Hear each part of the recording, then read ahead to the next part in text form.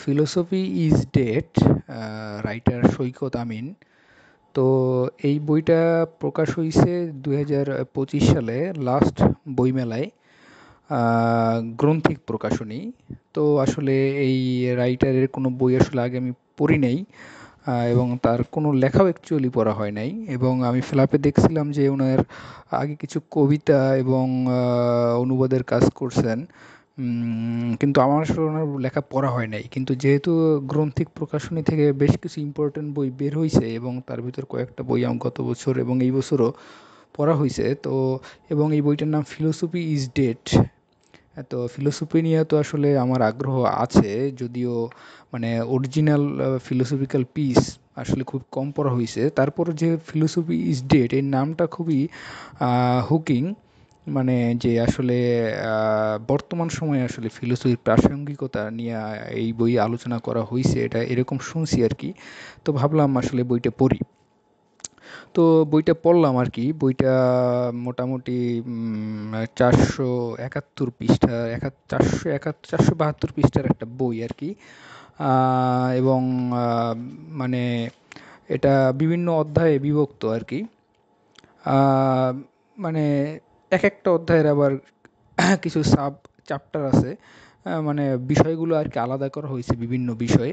তো আসলে এখন বইটা পড়ে আসলে কেমন লাগছে বইটা আসলে, ফার্স্ট অফ অল যে আসলে আমার মানে এক্সপেকটেশনটাকে আসলে ফুলফিলড হয় নাই, মানে পুরোপুরিও না, মোটামুটিও ফুলফিলড হয় নাই বলা যায়। কারণ রাইটার মানে বইয়ের প্রথম থেকে একদম শেষ অবধি মানে ছোট ছোট প্যারা আর কি ইউজ করছেন প্রত্যেকটা চ্যাপ্টারে। কিন্তু আসলে যে বিষয়ে এবং মানে এই বইটা মানে ফিলোসফি ইজ ডেড, মানে কিন্তু এই বিষয়ে আসলে এই টেকনিকটা মানে রিডার হিসাবে আমার উপরে খুব একটা পজিটিভ ইফেক্ট ফালায় নাই। কারণ প্যারাগ্রাফ আকারে, ছোট ছোট প্যারাগ্রাফ আকারে লেখার কারণে যেটা হয়েছে যে আসলে উম, মানে চিন্তা মানে গঠিত হইতে হইতে মানে সুতোটা আবার কাইটে গেছে। এইটা একটা ব্যাপার। আর একটা ব্যাপার হয়েছে প্রচুর রিপিটেশন, সেম জিনিস প্রচুর রিপিটেশন হয়েছে। একই কথা ঘুরাইয়া পেঁচাইয়া বিভিন্নভাবে বলার চেষ্টা করছেন। অ্যাকচুয়ালি এই বইটা 220 বা 230 পেজে শেষ করা যাইতো বলে আমার মনে হয় আর কি। এই একটা জিনিস। আর একটা হয়েছে যে তিনি যে বিভিন্ন বিভিন্ন জিনিস, একটা বিভিন্ন জিনিস বারবার ইউজ করছেন, যেমন ধরুন আপনি একটি কক্ষে আছেন, বা ধরুন আপনি অমুক, ধরুন আপনি এই জায়গায় আছেন।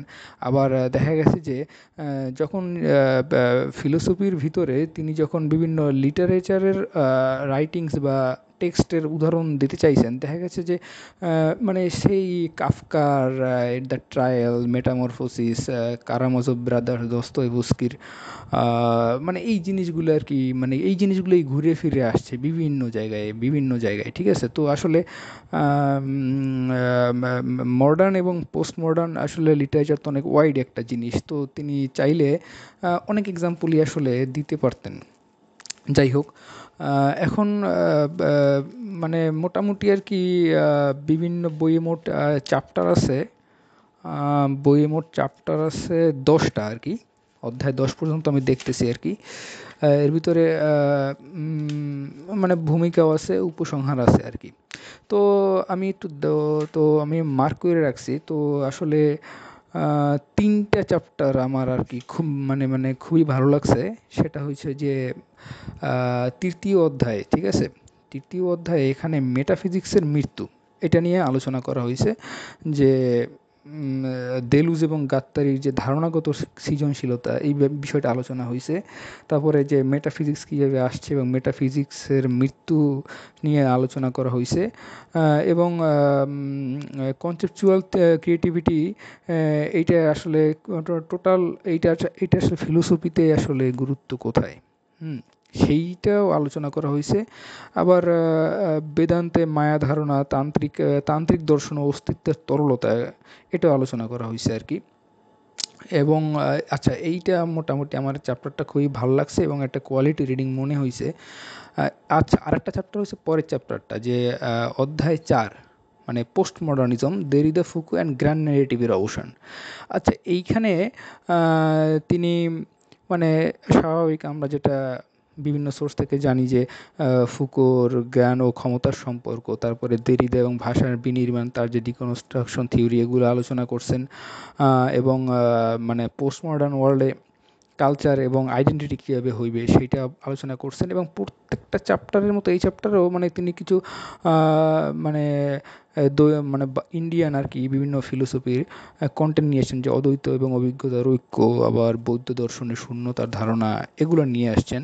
কিন্তু মানে পুরো বইয়ে আসলে ইন্ডিয়ান ফিলোসফির অনেক এলিমেন্ট ব্যবহার করছেন, কিন্তু এর আগের চ্যাপ্টার অর্থাৎ চ্যাপ্টার 3-এর মানে তান্ত্রিক দর্শন এবং অস্তিত্বের তরলতা, এই আলোচনা ছাড়া সারা বইয়ে তিনি ইন্ডিয়ান ফিলোসফির যত এলিমেন্ট ব্যবহার করছেন কেমন মানে আসলে ওগুলা খুব একটা মানে ভালো লাগে নাই বললে ব্যাপারটা রং বলা হইবে।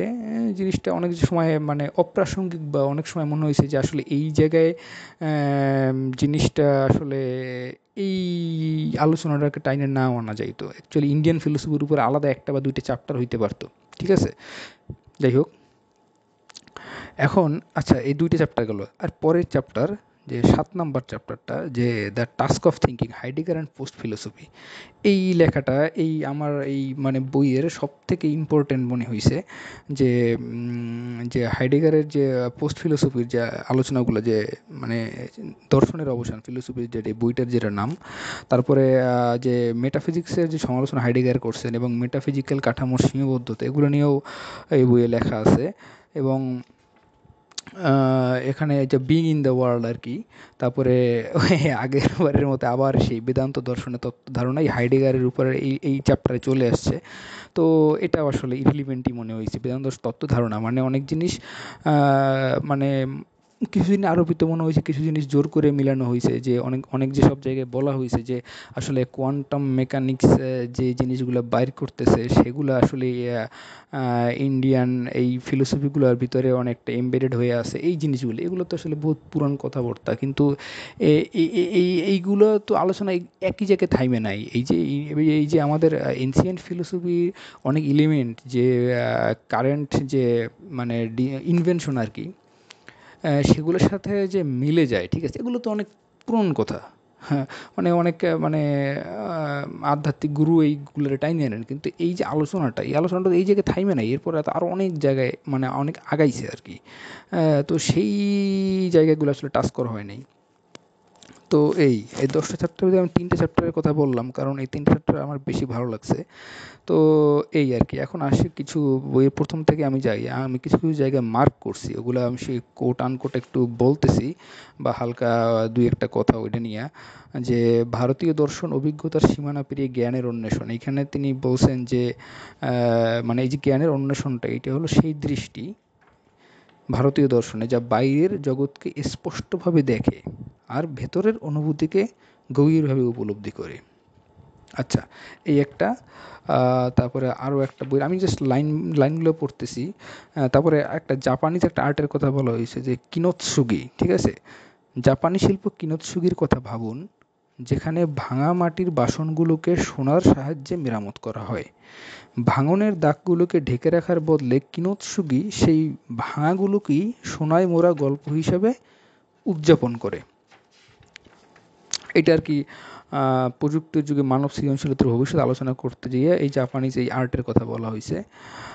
তারপরে এই একই চ্যাপ্টারে আর একটা বলা হয়েছে যে গ্রিওট নামে একটা জাতির কথা, যে তাদের একটা প্রথা ছিল যেটা একটি ভিন্ন দৃষ্টিভঙ্গি উপস্থাপন করে। এটি আমাদের দেখায় যে সৃজনশীলতা কেবলমাত্র ব্যক্তিগত খ্যাতি বা মুনাফার জন্য নয়, বরং এটি সংযোগের, পরিচয়ের আর উত্তরাধিকারের বিষয়। আচ্ছা, তারপরে পোস্ট ট্রুথ নিয়ে যে জায়গায় আলোচনা করা হয়েছে, ওই জায়গায় বলা হয়েছিল যে যা কোট আনকোট, যখন মানুষ একই ধরনের তথ্য পুনরায় এবং পুনরায় শুনতে থাকে, তখন সত্যের উপর থেকে সেই সম্মিলিত স্বীকৃতি হারিয়ে যায়। একসময় সত্য যে বিষয়টিতে বিতর্কের ভিত্তি তৈরি করত, তা এখন কেবল নতুন আরেকটি লড়াইয়ের বিষয়বস্তু হয়ে দাঁড়িয়েছে। সামাজিক মিডিয়া আমাদেরকে এমন একটি অবস্থায় নিয়ে গেছে যেখানে সত্য কেবলমাত্র আমাদের নিজেদের দৃষ্টিভঙ্গির প্রতিফলন এবং কোনো নিরপেক্ষ বাস্তবতা নয়। আমাদের বর্তমান যুগে সত্য কোনো একক কর্তৃপক্ষ দ্বারা মুছে ফেলা হয় না, বরং এটি হাজারো কণ্ঠের দ্বারা ভাঙচুর হয়, যেখানে প্রতিটি কণ্ঠ ডিজিটাল জগতে প্রভাব বিস্তারের জন্য লড়াই করছে। তো এই জিনিসগুলো তো আসলে কোনো না কোনোভাবে মানে বিভিন্ন সোর্স থেকে জানা হয়েছে, কিন্তু এই বইয়ের এগুলো আমি পড়তেছি কারণ মানে জিনিসগুলো ইম্পর্ট্যান্ট আর কি।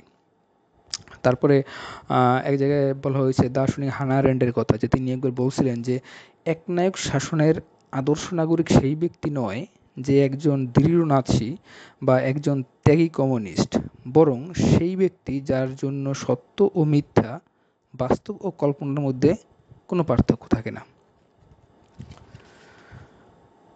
তারপর আরেকটা জিনিস হইছে যে একটা ব্যাপার আলোচনা করা হয়েছে যে দর্শনে যত একটা বিখ্যাত একটা প্রবলেম আছে যে ট্রলি প্রবলেম। হ্যাঁ, ফেসবুকে তো আসলে ওই ট্রলি প্রবলেম মিমস নামে আলাদা একটা পেজই আছে, যে ওই শুধুমাত্র এই ট্রলি প্রবলেম পরে তৈরি করে মিম বানায়। তো ট্রলি প্রবলেমটা হয়েছে যে দুইটা একটা রেলগাড়ি যাইতেছে, দুইটা লাইন, একটা লাইনের উপর 4-5 জন শুয়ে আছে, আর একটা লাইনের উপর একটা একটা লোক শুয়ে আছে। তো রেলগাড়িটা যদি একজন মানুষের উপর দিয়ে যায় তাহলে 4 জন মানুষের জীবন বাইচে যাবে, আর যদি 4 জন মানুষের উপর যদি বাইচে মানে যায় তাহলে ওই একটা মানুষ বাইচে যাবে। এখন তাহলে গাড়িটা কোন জায়গায় যাইবে? যে একজন মানুষের মৃত্যু কি মানে 4 জন মানুষের মৃত্যু থেকে মানে বেটার নাকি ওর্স? এটা তো আসলে একটা দার্শনিক প্রশ্ন, যে আমি আসলে কোন দিকে যাব, কারে মারবো এবং কাকে বাঁচাবো। কিন্তু এই বইয়ে একটা জায়গায় বলা হয়েছে যে এই এখন এই যে সিদ্ধান্তগুলো, এখন তো এই সিদ্ধান্তগুলো এআই নিবে, এই সিদ্ধান্তগুলো প্রোগ্রামগুলো নেবে, বা আমরা যে কোডগুলো লিখছি সেই কোড নিজের মতো করে সিদ্ধান্ত নেবে। এখন কথা হয়েছে মানে বইয়ে একদম বলা হয়েছে, আমি বইয়ের ভাষাতেই বলতেছি, যে স্বয়ংচালিত গাড়িগুলোতে থাকা প্রোগ্রামিং কোডে নৈতিক অ্যালগোরিদম থাকতে হবে এমন কিছু সিদ্ধান্ত যা সম্ভবত জীবন মৃত্যুর প্রশ্নে নির্ভর করবে। প্রকৌশলীরা সেই কোড লিখছেন, কিন্তু প্রশ্ন হলো এই নৈতিক সিদ্ধান্তগুলো কে ঠিক করবে? প্রোগ্রামাররা, গাড়ির কারকরা, ব্যবহারকারীরা, না সরকার? এইটা খুব একটা ইম্পর্ট্যান্ট জিনিস। কিন্তু এই মানে এই সমস্যার পরে আসলে বইতে আর যাওয়া হয়নি, যে আসলে এই ট্রলি প্রবলেম নিয়ে পরবর্তীতে যে মানে এইটা নিয়ে আসলে কীভাবে আগামো, মানে জাস্ট বলা হয়েছে যে হ্যাঁ এইগুলো একটা সমস্যা আকারে দাঁড় হয়েছে, যে এই প্রশ্নগুলো আসতেছে, এখন এই ডিসিশনগুলো কে নেবে। ঠিক আছে, আমার মনে হয় যে এই ট্রলি প্রবলেম নিয়ে মানে একটা চ্যাপ্টারই হইতে পারতো ট্রলি প্রবলেম নিয়ে। আচ্ছা, যাই হোক। তারপরে আরেকটা জিনিস পড়তেছি যে আচ্ছা, দেলুজ এবং গাত্তারির যে চ্যাপ্টারটা কথা আগে বলতে, সেই জায়গায় একটা লাইন, যে দেলুজ এবং গাত্তারি মনে করেন দর্শনকে শিল্পের মতো কাজ করা উচিত, সীমা ভাঙা, অনুমান প্রশ্ন করা আর বৈপরীত্য গ্রহণ করা। এই ধারণা ফ্রান্স কাফকার রচনাগুলোতে বিশেষভাবে প্রকাশিত হয়েছে, বিশেষ করে দ্য ট্রায়ালে। এখানে প্রধান চরিত্র জোসেফকে এক অবাস্তব দমবন্ধ করা আমলাতন্ত্রের ফাঁদে আটকা পড়ে, যেখানে কোনো যুক্তি বা শৃঙ্খলার স্থান নেই। তারপরে এই একই চ্যাপ্টারে বলা হয়েছে যে লুডভিগ উইটগেনস্টাইনের একটা করা হয়েছে, যে তিনি বলছিলেন যে ভাষা আমাদের বোঝার সীমা নির্ধারণ করে দেয়। মেটাফিজিক্সের প্রশ্ন, যেমন সত্য কী, অস্তিত্বের প্রকৃতি কী, এসব প্রশ্ন ভাষার স্পষ্টতা আর বৈজ্ঞানিক পরীক্ষণের বাইরে। এগুলো এমন জায়গায় পৌঁছায় যেখানে শব্দের আর কোনো অর্থ থাকে না। তার মতে মেটাফিজিক্স এক ধরনের ভাষাগত ভ্রম, যেখানে আমরা এমন কিছু খুঁজতে চেষ্টা করি যা ভাষার সীমানার বাইরে। তাই তিনি মানে উইটগেনস্টাইন পরে বলছিলেন যে যা নিয়ে কথা বলা যায় না তার সম্পর্কে চুপ থাকা উচিত। এই যেন সরোবরের ধোঁয়াশার মতো জায়গাগুলো, যেখানে শব্দের অর্থ হারিয়ে যায়। তারপরে আচ্ছা, মেটাফিজিক্সের মৃত্যু, এটা যে হাইডেগারের নিয়ে আলোচনা করা হয়েছে, সেখানে একটা পড়তেছি যে হাইডেগারের দৃষ্টিতে দর্শন কোনো চূড়ান্ত বাস্তবতার বিমূর্ত প্রশ্নে আটকে থাকা উচিত নয়, বরং আমাদের জীবনের অভিজ্ঞতা, আমাদের অস্তিত্বের এই স্পন্দন, যা প্রতিটি মুহূর্তে আমাদের বেঁচে থাকার আনন্দ আর কষ্টের সঙ্গে মিলে থাকে, সেটাই দর্শনের মূল হওয়া উচিত। তিনি চেয়েছিলেন দর্শন যেন কেবলই এক ধরনের ধাঁধার সমাধান নয়, বরং যেন তার জীবনের সাথে জড়িয়ে থাকা প্রতিটি ক্ষণকে অনুভব করা। সার্ত্রের একটা কথা বলা হয়েছে এখানে, যে জীবনের কোনো প্রকৃত অর্থ নেই এবং এই শূন্য পৃথিবীতে মানুষকেই নিজের জীবনের লক্ষ্য ও অর্থ তৈরি করতে হবে। তারপরে আগের দার্শনিকদের ভিতরে মানে কান্টের কথা আসছে, বেশ কয়েক জায়গায় আসছে যে যে মানে কোপার্নিকান বিপ্লব, যেখানে কান্ট আমাদের দৃষ্টি সরিয়ে নিলেন বাইরের বাস্তবতা থেকে, যা মনের বাইরে স্বাধীনভাবে রয়েছে, এমন এক বাস্তবতায় যা আমাদের মনের অভ্যন্তরীণ কাঠামো দ্বারা গঠিত। অর্থাৎ আমাদের মন যেভাবে জগৎকে সাজায় সেই রূপেই আমরা জগৎকে উপলব্ধি করি।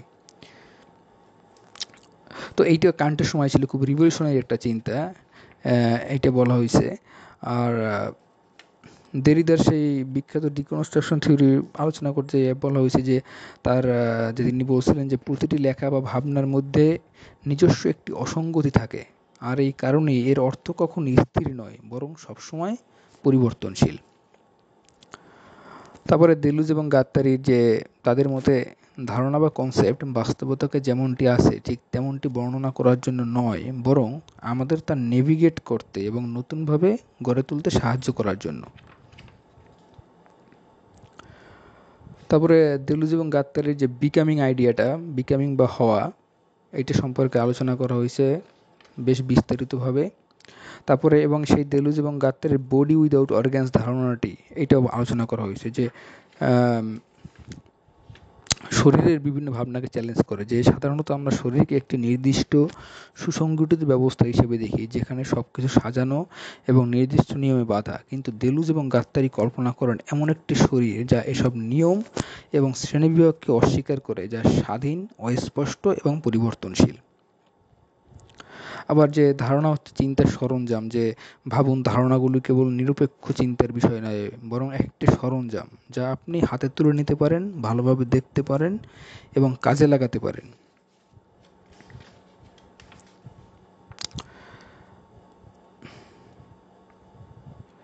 তারপরে তান্ত্রিক দর্শনের ব্যাপারটা আসছে যে তান্ত্রিক মতে বস্তু জগৎ কোনো মায়া নয় যা অতিক্রম করে চলে যেতে হবে, যেমনটি বেদান্ত বলে, বরং তান্ত্রিক মতে এটি স্বয়ং ঈশ্বরীয় প্রকাশের এক রূপ, যা জীবন, প্রাণ শক্তি এবং অনন্ত সৌন্দর্যের অনন্ত উৎস। মানে তান্ত্রিক দর্শন নিয়ে যে অধ্যায় মানে আলোচনাটা, এটা আমার অ্যাকচুয়ালি খুবই ভালো লাগছে। তারপরে আচ্ছা, পোস্টমডার্নিজম, দেরিদা, ফুক অ্যান্ড গ্র্যান্ড ন্যারেটিভের অবসান, এই চ্যাপ্টারে কিছু জিনিস আমি পড়তেছি। যে মানে ফুকোর যে ব্যাপারটা, যে তিনি তার যে একটা বিখ্যাত বই আছে যে ডিসিপ্লিন অ্যান্ড পানিশ, এই যে যেখানে তিনি কারাগারের ইতিহাস বিশ্লেষণ করছেন, যে কারাগার আসলে নিরপেক্ষভাবে সত্য বিশ্লেষণ করে কাউকে শাস্তি দেয় না, বরং এটা মানে মানে সামাজিক একটা ভারসাম্য বজায় রাখার মাধ্যম, যেটা মানে যুগে যুগে ঐতিহাসিকভাবে ক্ষমতাবানদের দ্বারাই আসলে এটা নিয়ন্ত্রিত হয়েছে। তো এই যে একটা লাইন আছে যে ফুকো বলতেছেন যে অপরাধ প্রতিরোধের চেয়ে সামাজিক নিয়ন্ত্রণের সঙ্গে অপরাধ বিচারের সম্পর্ক অনেক বেশি। অপরাধ বিচারের সত্য ধারণাটি তাই ন্যায় বিচারের সঙ্গে নয়, বরং এটি সমাজের স্বাভাবিকতার ধারণাকে আরও শক্তিশালী করার প্রক্রিয়া। তারপরে মানে দেরিদের ডিকনস্ট্রাকশন থিওরি যে জায়গায় আলোচনা করা হয়েছে, সেই জায়গায় এরিক মিলের রিমার্কের যে all quiet on the western front উপন্যাসের কথা চলে আসছে, যে এই জায়গায় বলা হয়েছে যে মানে যুদ্ধক্ষেত্রে থাকা সৈন্যরা কোনো আদর্শের জন্য যুদ্ধ করছে না, তারা শুধু বেঁচে থাকার জন্য লড়াই করছে। মুখোমুখি হচ্ছে সেই বাস্তবতার যা ভাষার গৌরবময় বর্ণনার সঙ্গে কোনোভাবেই মেলে না। দেরিদা আমাদেরকে শেখান সেই ভাষাকে ছেঁটে ফেলে তার আসল চেহারাটা দেখার, যেখানে ভাষার মহিমা আসলে মানবিক কষ্টকে ঢেকে দেয়। এর কিছু পরে ফুকোর আসলে প্যানঅপটিকন এই ধারণাটার কথা আলোচনা করা হয়েছে, যা আসলে ওই যে মানে জেরেমি বেনথামের তৈরি যে কারাগারের নকশা, এই নকশায় বন্দিরা যে কোনো সময় পর্যবেক্ষণের আওতায় থাকতে পারে, কিন্তু কখন তারা পর্যবেক্ষিত হচ্ছে তা তারা জানে না। এই অনিশ্চয়তা তাদেরকে বাধ্য করে এমনভাবে আচরণ করতে যেন তারা সবসময় নজরদারির আওতায় আছে। এইভাবে তারা নিজেরাই নিজেদের শৃঙ্খলাবদ্ধ করে রাখে। তারপরে হাইডেগারের একটা এই শব্দবন্ধে আলোচনা করা হয়েছে যে চিন্তার দায়িত্ব, যে জীবনের রহস্যের মধ্যে থাকা তার সৌন্দর্য উপলব্ধি করা, এটাই হাইডেগারের চিন্তার দায়িত্ব। যে হাইডেগারের দৃষ্টিতে দর্শনকে ফিরে যেতে হবে সেই বিস্ময়ের কাছে, সত্তার প্রতি এক ধরনের উন্মুক্ত অবস্থানে। এটি সহজ কাজ নয়, কারণ এটি সেই স্পষ্টতা এবং কাঠামোকে প্রতিহত করে যা আমরা অনেক সময় চিন্তায় খুঁজি। কিন্তু হাইডেগারের কাছে এটাই ছিল জীবনের মূলের সঙ্গে সত্যিকারের সংযোগ বজায় রাখার একমাত্র পথ। আবার হাইডেগারের যে দর্শনের অবসান থিওরি, যে ফিলোসফি ইজ ডেড, এই জায়গায় তিনি বলছেন যে দর্শনের অবসান হয়েছে কারণ দর্শন তার মূল্য হারিয়েছে বলে নয়, বরং সে যে পথ ধরে চলেছিল তা শেষ হয়ে গেছে। দর্শনের নতুন পথ রিভিল করার কথা বলছেন। এবং হাইডেগারের সেই বিখ্যাত যে ডাজাইন বা বিং দেয়ার, এই ধারণাটাও আলোচনা করা হয়েছে, যদিও খুব কম আলোচনা করা হয়েছে। তো এই জায়গায় আছে যে ডাজাইন হলো মানুষের সেই বিশেষ অভিজ্ঞতা যেখানে আমরা পৃথিবীর অংশ, তবে নিরপেক্ষ দর্শক হিসেবে নয়, বরং সক্রিয় অংশগ্রহণকারী হিসেবে। কল্পনা করুন মঞ্চে একজন নৃত্যশিল্পীর কথা। তিনি সঙ্গীত, আলো আর অন্যান্য পারফর্মারের সঙ্গে মিল রেখে নাচছেন। তিনি প্রতিটি পদক্ষেপ আলাদা করে ভাবছেন না, বরং পুরো পারফরমেন্সের প্রবাহের সঙ্গে মিশে যাচ্ছেন, রিয়েল টাইমে সুরের প্রতিক্রিয়া দিচ্ছেন। হাইডেগারের কাছে ডাজাইন এই তাৎক্ষণিকতা বোঝায়। এই পৃথিবীতেই আমরা যে পৃথিবীর ছন্দেই জুড়ে রয়েছি তা বোঝায়। পৃথিবীতে বস্তুর মতো নয়, বরং অভিজ্ঞতার মতো আমরা এর সঙ্গে যুক্ত। এই হলো সেই অনুভূতি যেখানে আমরা জীবনের প্রবাহের মধ্যে আছি সক্রিয়ভাবে। অন্যদিকে মেটাফিজিক্স যেন দর্শক সারিতে দাঁড়িয়ে নাস্তি বিশ্লেষণ করছে, কিন্তু তার আসল রূপটি ধরতে পারছে না। এই তারপরে বিং ইন দ্য ওয়ার্ল্ড, এই ধারণাটার কথাও আসছে যে যে মাছের মতোই আমরা শুধু পৃথিবীকে দেখি না, আমরা এতে বাস করি, এটি নিঃশ্বাস গ্রহণ করি এবং এতে গঠিত হই। হাইডেগারের মতে আমাদের অস্তিত্বকে বুঝতে হলে জটিল সংযোগগুলোকে স্বীকার করতে হবে। আমাদের কোনো বিশুদ্ধ সত্তা নেই যা পৃথিবী থেকে আলাদা। মাছ যেভাবে আসলে সমুদ্রে থাকে, সে পানির বাইরে কোনো আলাদা অস্তিত্ব নয়, পানি তার ভেতর দিয়ে প্রবাহিত হয়, তাকে সাপোর্ট দেয় এবং তার পুরো অস্তিত্বের ধরনকে নির্ধারণ করে। ঠিক তেমনি হাইডেগার মানুষকে তার পরিবেশের সঙ্গে গভীরভাবে যুক্ত দেখতেন। আমরা কোনো বিচ্ছিন্ন পর্যবেক্ষক নই, আমরা পৃথিবীতে আসি মানুষ, বস্তু, কাজ আর ধারণায় ঘেরা, যা প্রতিনিয়ত আমাদের নিজস্বতার উপর প্রভাব ফেলে। এই আর কি। যাই হোক, আমি আর আসলে পড়তেছি না, আরও অনেক কিছুই পড়া যাইতো, কিন্তু আসলে যে কিছু কিছু জিনিস আসলে রাইটার মানে অনেকটা মনে হয়েছে যে যে আসলে এটা এক্সপ্লোর না করে অনেক জিনিস, যেমন প্রথম দিকের আলোচনায় একটা বলা হয়েছিল যে যে বর্তমান এআই বা অ্যালগোরিদমের দুনিয়ায় যে স্থির নৈতিকতা বা কালেকটিভলি যে একটা নৈতিকতার উপরে দৃঢ় থাকার যে ব্যাপারটা যে নাই হয়ে যাচ্ছে, সেখানে এখন মানবজাতিকে গভীরতর সংকট মোকাবেলা করার জন্য একটি নিরপেক্ষ সত্য, এটা শৃঙ্খলা বজায় রাখার জন্য আবশ্যক, এরকম কিছু প্রস্তাবনা লেখক দিছেন। বাট ওই জায়গাগুলা তার অন্যান্য আলোচনার চাইতে ব্যাপক শ্যালো মনে হয়েছে, বা এই যে প্রস্তাবনাগুলো তিনি দিতেছেন, এইটা যে বিষয় নিয়ে ওই চ্যাপ্টারে আলোচনা করতেছেন ইটসেলফ সেই চ্যাপ্টারের আলোচনাটাকেই কেমন একটা আলগা করে দিতেছে আর কি। এই তো মোটের উপরে ফিলোসফি ইজ ডেড বইটা ভালো লাগছে আর কি। কিন্তু গ্রন্থিক প্রকাশনী আসলে আমার মনে হয়েছে যে লেখকের পাণ্ডুলিপিটা জাস্ট প্রুফ রিডিং করাই ছাপাই দিয়েছেন। কোনো ভালো এডিটর বা কোনো এডিটরের হাতে মনে হয় আসলে এটা যায় নাই আর কি। একজন এডিটর তো আসলে একটা বইয়ের পিছনে একটা মূল একটা ভূমিকা থাকে। কবিতা এডিটিংয়ের কথা বাদ দিলাম, কবিতা এডিট তো এখানে করাই হয় না, কিন্তু আসলে ফিলোসফি ইজ ডেড এই বিষয় নিয়ে যখন বই হয় তখন আসলে যদি এডিট করা না হয়, এডিটিংয়ের পর্যায়ে পার হইয়া এটা আসলে প্রেসে না যায়, তখন আসলে অনেক অপ্রয়োজনীয় তথ্য, অনেক ফর্মলেস, অনেক ডকুমেন্টেশন, অনেক এলোমেলো জিনিস, চ্যাপ্টারের কাঠামো, সব কিছু আসলে কেমন একটা এলোমেলো হয়ে যায়। এবং আরেকটা জিনিস, সেটা হচ্ছে লেখকের গদ্যভঙ্গি খুবই ফ্ল্যাট। তিনি তার পরিচিত পরিচিত শব্দের বাইরে যাইতেই চান নাই আর কি।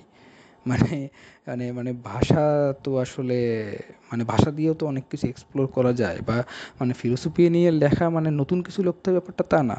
ফিলোসফি মানে নতুন কিছু তো আসলে মানে বলতেছি না, মানে সেম জিনিস তো আসলে পড়তেছি, কিন্তু তাহলে মানে ফিচারটা কোথায়? ফিচারটা হচ্ছে ভাষায়।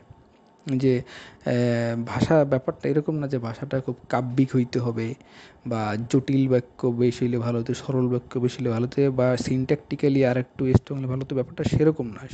ব্যাপারটা হয়েছে যে তিনি যে আসলে ভাষার পরিচিত ভাষার বাইরে যাইতে চান নাই, মানে তার রিপিটেশনটা অনেকটা এই কারণেই হয়েছে বলে আমার মনে হয়েছে আর কি। তো যাই হোক, তার পরেও তো লেখালেখি অবশ্যই তিনি কন্টিনিউ করবেন, তারপরের বইয়ের প্রতি ইন্টারেস্ট থাকলো আর কি। আর এই বইটা যদি পরবর্তীতে কোনো এডিশন বের হয়, সম্ভবত হবে, কারণ বইটা নিয়ে বেশ অনেকের আগ্রহ দেখতেছি ফেসবুকে। তো পরবর্তীতে যদি রাইটার এই বইটায় নতুন কিছু চ্যাপ্টার আসলে নিজের মতো করে যদি মানে বাদ দেওয়ার পরিকল্পনা, বা কিছু চ্যাপ্টার ইলাবোরেটলি আরও আলোচনা করার কিছু প্রিপারেশন রাখেন আর কি, তাইলে এটা একটু মনে হয় যে বেটার আর কি। আর এটা বইটা নিয়ে বলার একটা উদ্দেশ্য হইছে যে সবসময় তো আসলে লিখতে ভাল লাগে না। আর লিখলে অনেক কিছু বলা হয় না।